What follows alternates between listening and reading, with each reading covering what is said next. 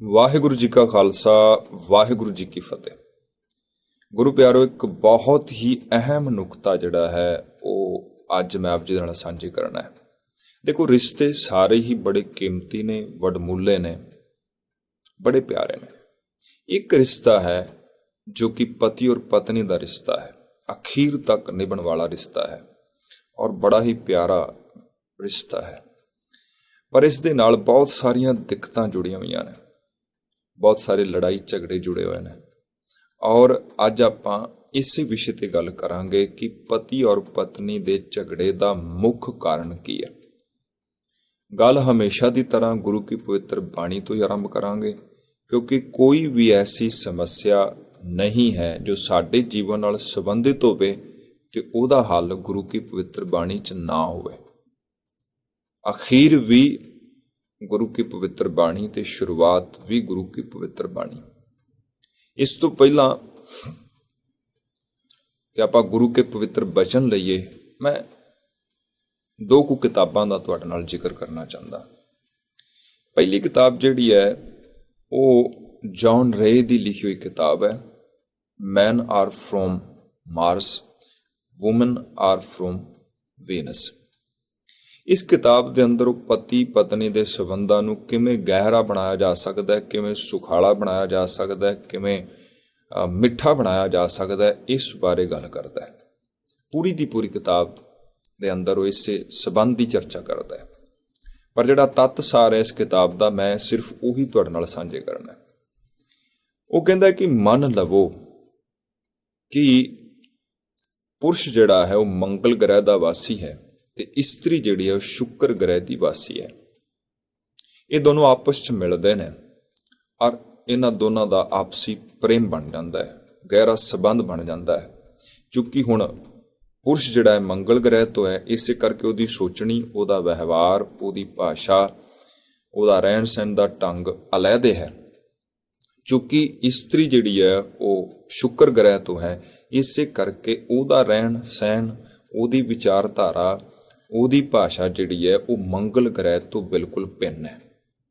ਹੁਣ ਇਹਨਾਂ ਨੇ ਕਈ ਮਹੀਨੇ ਲਗਾਏ ਇੱਕ ਦੂਜਿਆਂ ਨੂੰ ਸਮਝਦਿਆਂ, ਇੱਕ ਦੂਜੇ ਦੀ ਭਾਸ਼ਾ ਨੂੰ ਸਮਝਦਿਆਂ, ਸਿੱਖਦਿਆਂ ਇੱਕ ਦੂਜੇ ਤੋਂ।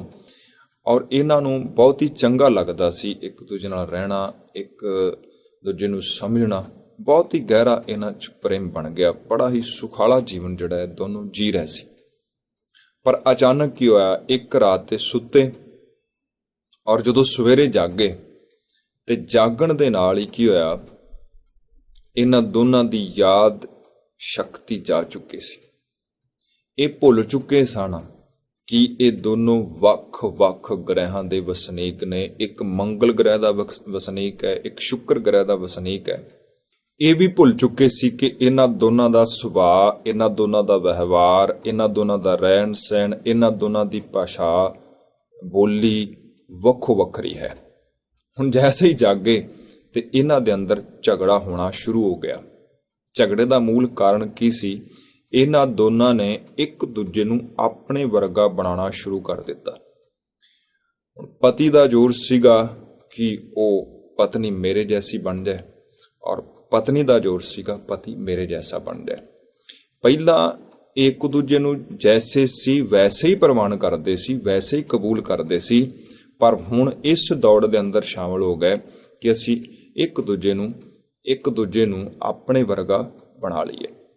ਔਰ ਕਰੀਬਨ ਪਿਆਰਿਓ, ਜੇਕਰ ਥੋੜਾ ਜਿਹਾ ਧਿਆਨ ਦਈਏ ਨਾ, ਤੇ ਜਿਹੜੀ ਸਾਡੇ ਰਿਸ਼ਤੇ 'ਚ ਕੁੜੱਤਣ ਬਣਦੀ ਹੈ ਉਹਦਾ ਮੂਲ ਕਾਰਨ ਇਹੀ ਹੈ। ਪਤਨੀ ਨੂੰ ਲੱਗਦਾ ਹੈ ਕਿ ਪਤੀ ਮੇਰੇ ਜਿਹਾ ਸੋਚੇ, ਉਹਦੀ ਵਿਚਾਰਧਾਰਾ ਮੇਰੀ ਜੀ ਹੋਵੇ, ਜੈਸਾ ਮੈਂ ਕਹਾਂ ਵੈਸਾ ਕਰੇ। ਔਰ ਐਸਾ ਹੀ ਬਿਲਕੁਲ ਪਤੀ ਵੀ ਸੋਚਦਾ ਹੈ ਕਿ ਜੈਸਾ ਮੈਂ ਸੋਚਦਾ, ਜੈਸੀ ਮੇਰੀ ਵਿਚਾਰਧਾਰਾ ਹੈ, ਬਿਲਕੁਲ ਵੈਸਾ ਹੀ ਪਤਨੀ ਕਰੇ। ਪਰ ਜੇਕਰ ਥੋੜਾ ਜਿਹਾ ਵਿਚਾਰ ਕਰੀਏ ਤੇ ਮਹਾਰਾਜ ਇਸ ਨੂੰ ਕੀ ਕਹਿੰਦੇ ਨੇ? ਪਾਤਸ਼ਾਹ ਕਹਿੰਦੇ, ਮੇਰਾ ਪ੍ਰਭ ਸਾਚਾ ਇੱਕ ਖੇਲ ਰਚਾਇਆ, ਕੋਏ ਨਾ ਕਿਸੇ ਹੀ ਜਿਹਾ ਉਪਾਇਆ। ਇਸ ਧਰਤੀ ਦੀ, ਇਸ ਸੰਸਾਰ ਦੀ, ਇਸ ਸ੍ਰਿਸ਼ਟੀ ਦੀ ਸਭ ਤੋਂ ਵੱਡੀ ਖੂਬਸੂਰਤੀ ਹੈ ਭਿੰਨਤਾ, ਵਖਰੇਵਾਂ। ਪਰਮਾਤਮਾ ਨੇ ਕਿਸੇ ਨੂੰ ਕਿਸੇ ਜਿਹਾ ਬਣਾਇਆ ਹੀ ਨਹੀਂ ਹੈ। ਇੱਕ ਫੁੱਲ ਹੈ ਉਸਨੂੰ ਦੂਜੇ ਜਿਹਾ ਨਹੀਂ ਬਣਾਇਆ। ਅਨੇਕਾਂ ਫੁੱਲ ਬਣਾਏ ਪਰ ਕਿਸੇ ਨੂੰ ਕਿਸੇ ਜਿਹਾ ਨਹੀਂ ਬਣਾਇਆ। ਇਸੇ ਤਰ੍ਹਾਂ ਮਾਟੀ ਏਕ ਅਨੇਕ ਭਾਂਤ ਕਰ ਸਾਜੀ ਸਾਜਣ ਹਾਰੇ, ਨਾ ਕਿਛ ਪੋਚ ਮਾਟੀ ਕੈ ਭਾਂਡੇ, ਨਾ ਕਿਛ ਪੋਚ ਕੁਮਾਰੈ। ਮਹਾਰਾਜ ਕਹਿੰਦੇ ਮਿੱਟੀ ਕੋਈ ਹੈ, ਪਰ ਉਸ ਮਿੱਟੀ ਤੋਂ ਪ੍ਰਮਾਤਮਾ ਨੇ ਕੁਮਾਰ ਦੀ ਤਰ੍ਹਾਂ, ਜੈਸੇ ਕੁਮਾਰ ਇੱਕੋ ਮਿੱਟੀ ਤੋਂ ਵੱਖੋ ਵੱਖਰੇ ਭਾਂਡੇ ਤਿਆਰ ਕਰਦਾ ਹੈ ਨਾ, ਇਸੇ ਤਰ੍ਹਾਂ ਪ੍ਰਮਾਤਮਾ ਨੇ ਇੱਕੋ ਮਿੱਟੀ ਤੋਂ ਵੱਖੋ ਵੱਖਰੇ ਭਾਂਡੇ, ਵੱਖੋ ਵੱਖਰੇ ਸਰੀਰ ਬਣਾ ਦਿੱਤੇ। ਉਹਨਾਂ ਦੀ ਸੋਚ, ਉਹਨਾਂ ਦੀ ਸਮਝ, ਉਹਨਾਂ ਦਾ ਵਿਵਹਾਰ, ਸਭ ਉਹਨਾਂ ਦਾ ਨਜ਼ਰੀਆ ਵੱਖੋ ਵੱਖਰਾ ਹੈ।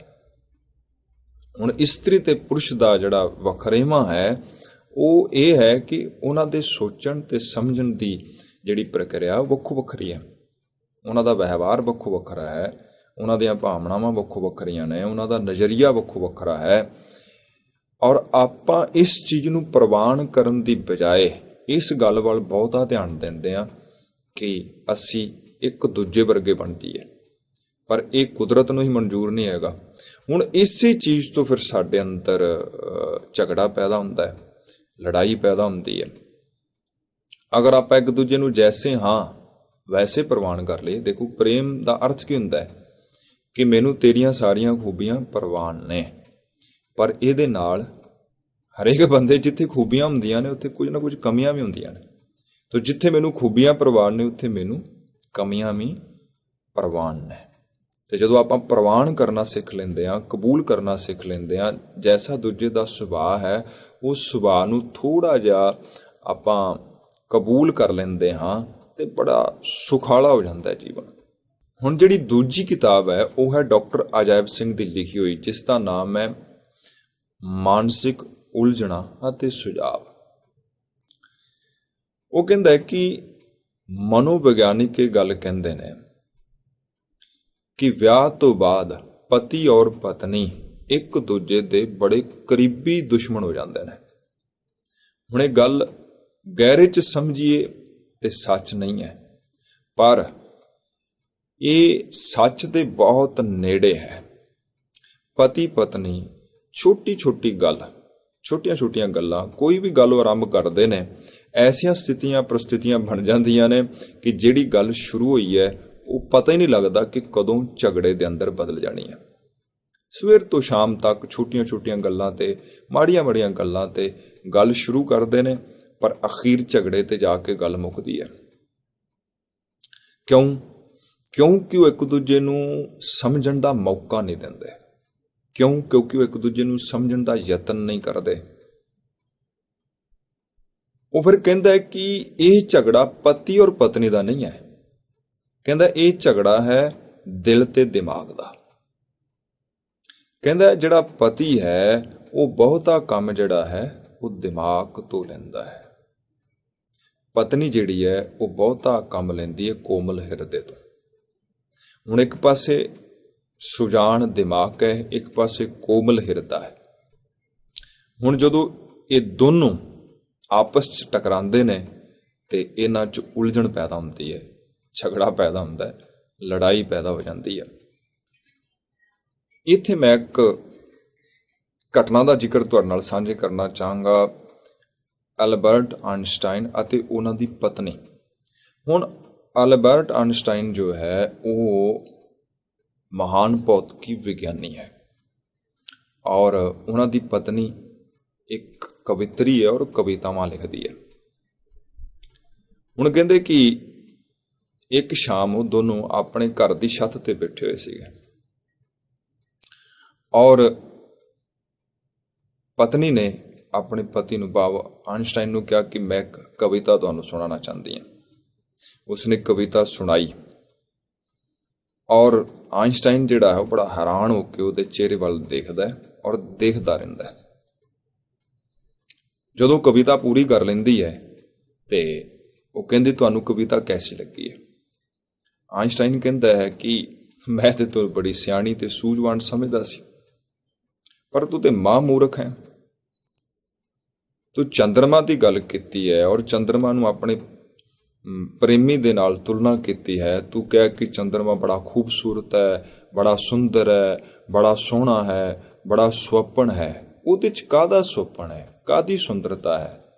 ਚੰਦਰਮਾ ਇੱਕ ਧਰਤੀ ਦਾ ਟੁਕੜਾ ਹੈ, ਨਾ ਉੱਥੇ ਪਾਣੀ ਹੈ, ਨਾ ਉੱਥੇ ਹਰਿਆਵਲ ਹੈ, ਸਿਰਫ ਬੰਜਰ ਧਰਤੀ ਹੈ ਜਿਸ ਨੂੰ ਤੂੰ ਬਹੁਤ ਖੂਬਸੂਰਤ ਦੱਸ ਰਹੀ ਹੈ। ਔਰ ਚੰਦਰਮਾ ਦੇ ਕੋਲ ਆਪਣਾ ਪ੍ਰਕਾਸ਼ ਵੀ ਨਹੀਂ ਹੈਗਾ, ਉਹ ਸੂਰਜ ਤੋਂ ਪ੍ਰਕਾਸ਼ ਲੈਂਦਾ ਹੈ। ਇਹ ਬਿਲਕੁਲ ਬਕਵਾਸ ਹੈ। ਤੂੰ ਭੌਤਿਕੀ ਵਿਗਿਆਨ ਦੀ ABC ਵੀ ਨਹੀਂ ਜਾਣਦੀ। ਹੁਣ ਜਦੋਂ ਆਇਨਸਟਾਈਨ ਨੇ ਗੱਲ ਕਹੀ ਨਾ ਔਰ ਚੁੱਪ ਹੋਇਆ, ਤੇ ਫਿਰ ਉਸ ਦੀ ਪਤਨੀ ਕੋਲ ਮੌਕਾ ਆ ਗਿਆ। ਉਹ ਕਹਿਣ ਲੱਗੀ ਕਿ ਮੈਂ ਵੀ ਤੁਹਾਨੂੰ ਬੜਾ ਸੂਝਵਾਨ ਸਮਝਦੀ ਸੀ, ਪਰ ਤੁਸੀਂ ਵੀ ਬੇਸਮਝ ਤੇ ਮੂਰਖ ਹੋ। ਸਦੀਆਂ ਤੋਂ ਮਹਾਨ ਕਵੀ ਜਿਹੜੇ ਨੇ ਉਹ ਚੰਦਰਮਾ ਨੂੰ ਸੁੰਦਰਤਾ ਦਾ ਪ੍ਰਤੀਕ ਮੰਨਦੇ ਰਹੇ ਨੇ, ਖੂਬਸੂਰਤੀ ਦਾ ਪ੍ਰਤੀਕ ਮੰਨਦੇ ਰਹੇ ਨੇ।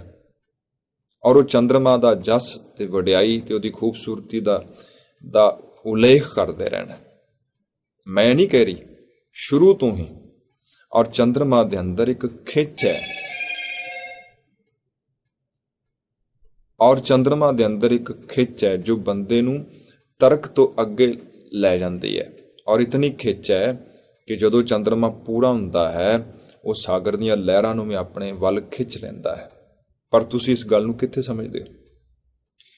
ਹੁਣ ਦੇਖੋ, ਇਹ ਦੋਨੋਂ ਆਪੋ ਆਪਣੀ ਜਗ੍ਹਾ ਤੇ ਠੀਕ ਨੇ।